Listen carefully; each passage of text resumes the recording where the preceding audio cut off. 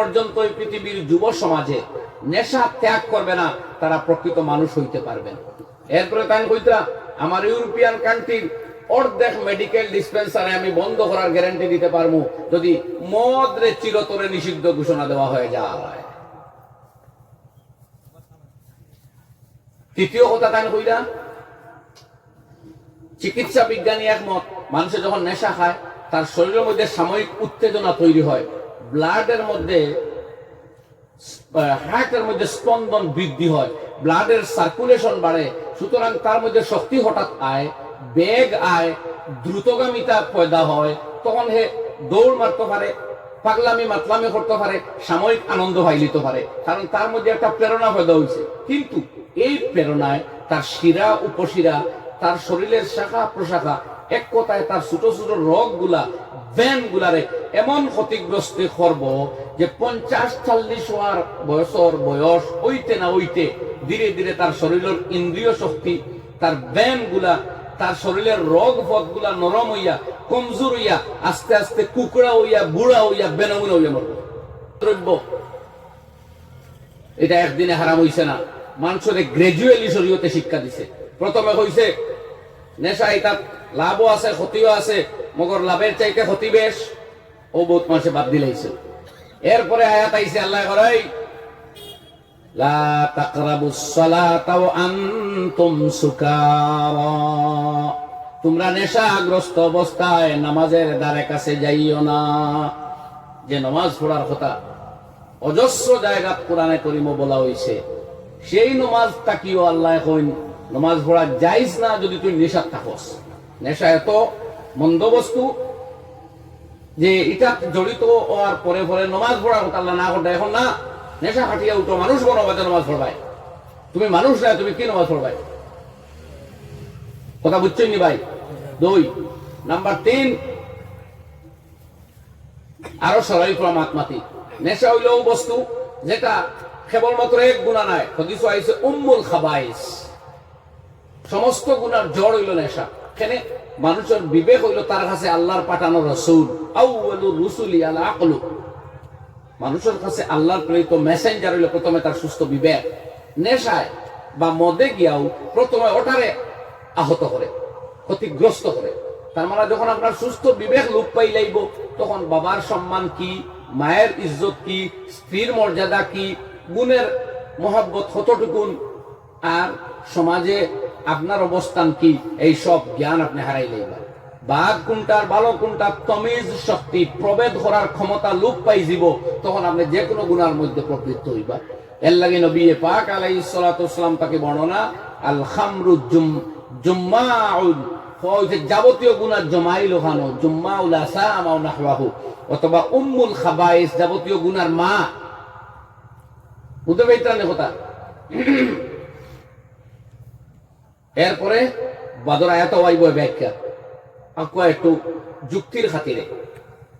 William বেন্টাম ফ্রান্সের এক বিশিষ্ট গবেষক, তাই কইতরা ইসলামে শুরু থেকে নেশারে হারাম করছে মানবতা পৃথিবীর প্রতিষ্ঠিত করবার লাগে। যতদিন পর্যন্ত এই পৃথিবীর যুব সমাজে নেশা ত্যাগ করবে না, তারা প্রকৃত মানুষ হইতে পারবেন। এরপরে তাই কইতরা আমার ইউরোপিয়ান কান্ট্রির অর্ধেক মেডিকেল ডিসপেন্সারে আমি বন্ধ করার গ্যারান্টি দিতে পারবো যদি মদরে চিরতরে নিষিদ্ধ ঘোষণা দেওয়া হয়ে যায়। তৃতীয় কথা তাই কইরা চিকিৎসা বিজ্ঞানী একমত, মানুষে যখন নেশা খায় তার শরীরের মধ্যে সাময়িক উত্তেজনা তৈরি হয়, ব্লাডের মধ্যে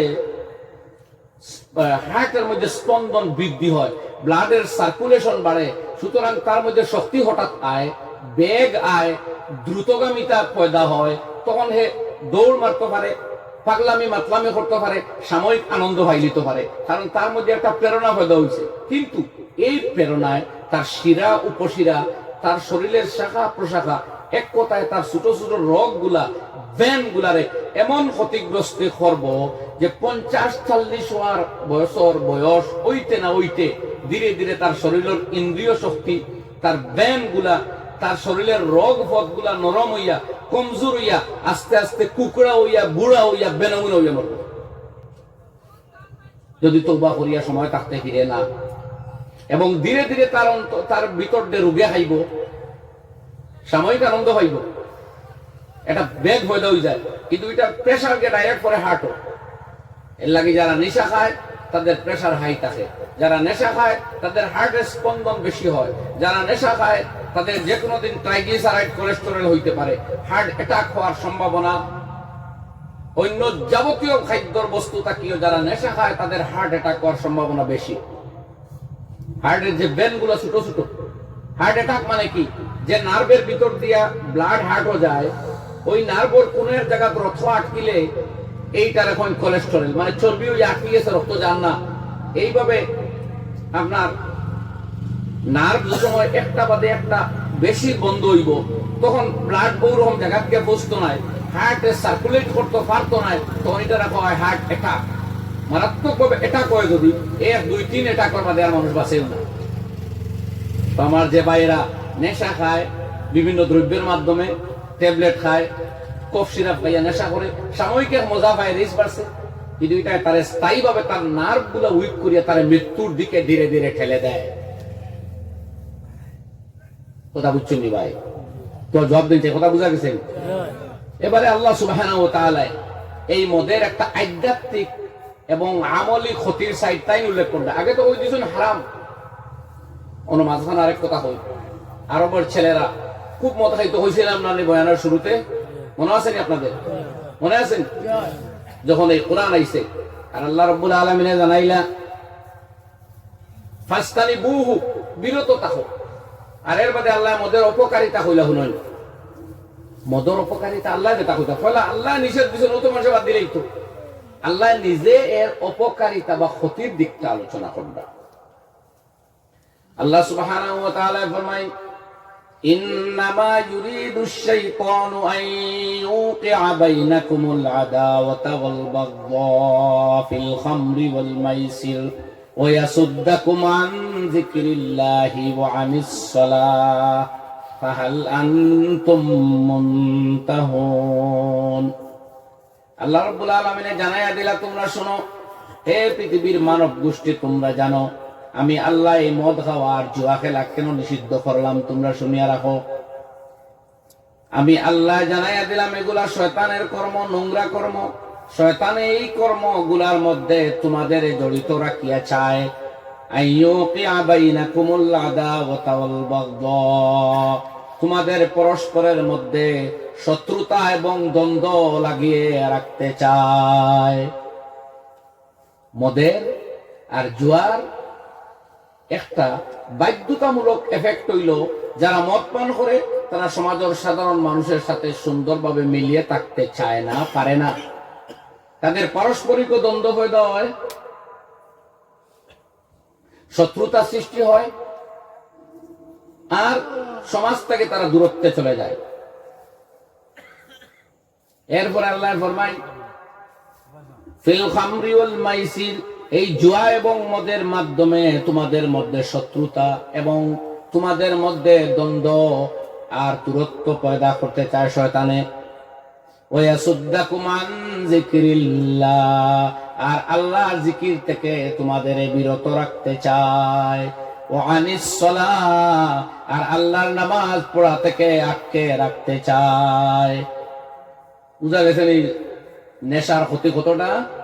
নাম্বার 1, আদাওয়াত পয়দা হয়, বুঝ দুশ্মনী পয়দা হয়, দ্বন্দ্ব কলহ তৈরি হয় সমাজে। ওয়া ইয়াসুদ্দাকুম আন যিকরিল্লাহ, আল্লাহর জিকির তাকে আটকায়। যে মদ খায় আল্লাহর জিকিরে লিপ্ত থাকতে পারে না, তার জবান আল্লাহর জিকিরে ব্যস্ত হয় না। যারা জুয়াত ব্যস্ত থাকে, রাত কে রাত ঠান্ডার মধ্যে বসিয়া জুয়া খেলবো, অনলাইনে অফলাইনে জড়িত থাকবো, কোরআন তিলাওয়াত ভাগ্যে যুক্ত নাই, এমনকি ফজরের কি কোনো ওয়াক্ত নামাজও যাইতে পারতো না। আল্লাহ আনিস সালাহ, আল্লাহর জিকির থেকে যেভাবে আটকায়, এর চেয়ে বড় কথা ঈমানের পরে সবচেয়ে অপরিহার্য যে কর্ম আল্লাহর নামাজ, সেই নামাজ থেকে শয়তান তোমাদের আটকিয়ে রাখতে চায় সুদের মাধ্যমে, জুয়ার মাধ্যমে এবং মদ খাওয়াইয়া। এই 4টা অপকর্মর কথা আল্লাহ বয়ান দিলেন, মানে তার ব্যাড এফেক্ট, অপকারিতা। এরপরে এই চারটা হইয়া আল্লাহ কইলা ফাহাল আনতুম মুনতাহুন, অতএব তোমরা, তোমাদের কি শেষ সময় এখনো এলো না? তোমরা কি ওইসব থেকে এখনো বিরত থাকবে না? এই প্রশ্ন করি আল্লাহ একবার দিলেইছেন। এটা আরবর, মদিনার, মক্কার সমস্ত যুবকেরা নেশা খাইতো। যেমনি হচ্ছে রব্বে কায়নাত জুল জালাল ওয়াল ইকরাম, যিনি আমাদের পয়দা করছেন, যিনি আমাদের দেহে শক্তি, শরীরে তেজ, বল ইত্যাদি দিয়া দুনিয়াতে সুন্দরভাবে জন্ম দিয়া, আর জিগাইতরা মদ, জুয়া, তীর, প্রতিমা তৈরি করা, এগুলা হারাম, শয়তানের কর্ম। আর এগুলার এই ব্যাড এফেক্ট এত বিস্তারিত ভাবে হওয়ার পরেও আল্লাহ আগে কইছেন লাআল্লাকুম তুফলিহুন, এগুলা বাদ দিতে তোমরা বিজয়ী হইবা। এই সব শোনার পরেও আল্লাহ বাদে কইরা এখনো কি তোমরা বিরত থাকবে না? এটা কি বাদ দেওয়ার সময় এলো না? সুতরাং এই কথা শোনার পরে এইগুলাতে আর জড়িত থাকা যায় না। মদিনার ছেলেরা, যুবকেরা হযরত ওমর সহ বলে উঠলেন ইনতাহাইনা রব্বানা, ইনতাহাইনা রব্বানা, হে আমাদের প্রতিপালক, শেষ হয়ে গেছে, আর না, আর জীবনে কোনোদিন মদ মুখে দিব না। সুবহানাল্লাহ, আলহামদুলিল্লাহ।